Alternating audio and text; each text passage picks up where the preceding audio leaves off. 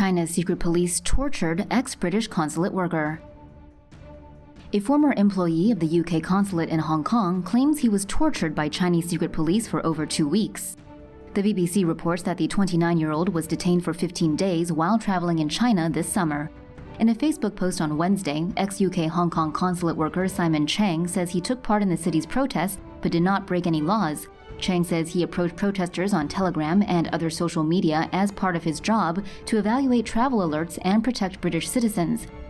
He was returning from a business trip in August in Shenzhen when police arrested him on the Chinese side of the West Hong Kong Kowloon railway station.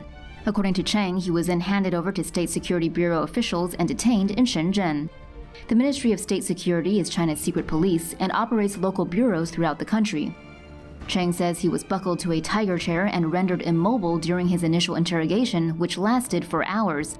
He says officers took blood and urine samples and confiscated his glasses and cell phone. Chang says they forced him to unlock the phone by grabbing his hair and coercing him to surrender the passcode. Chang says he was repeatedly tortured. He says officers would hang him on a steep X cross while he was handcuffed, shackled, and blindfolded. This stressed position causes extreme pain. Chang says Chinese interrogators demanded that he confess to being a spy of the British MI6.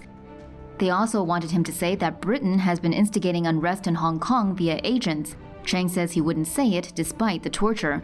The interrogators forced him to perform exercises such as squatting while he was still blindfolded and restrained by cuffs and shackles. If he fell from exhaustion, Chang says the interrogators would beat him with weapons that felt like sharpened batons.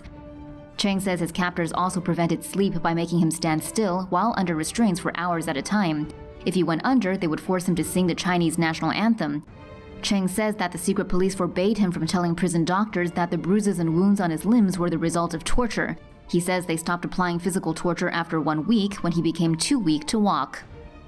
Chang says he ultimately agreed to a filmed confession at the detention center under duress. He says he was released after falsely confessing to soliciting prostitution and betraying the motherland.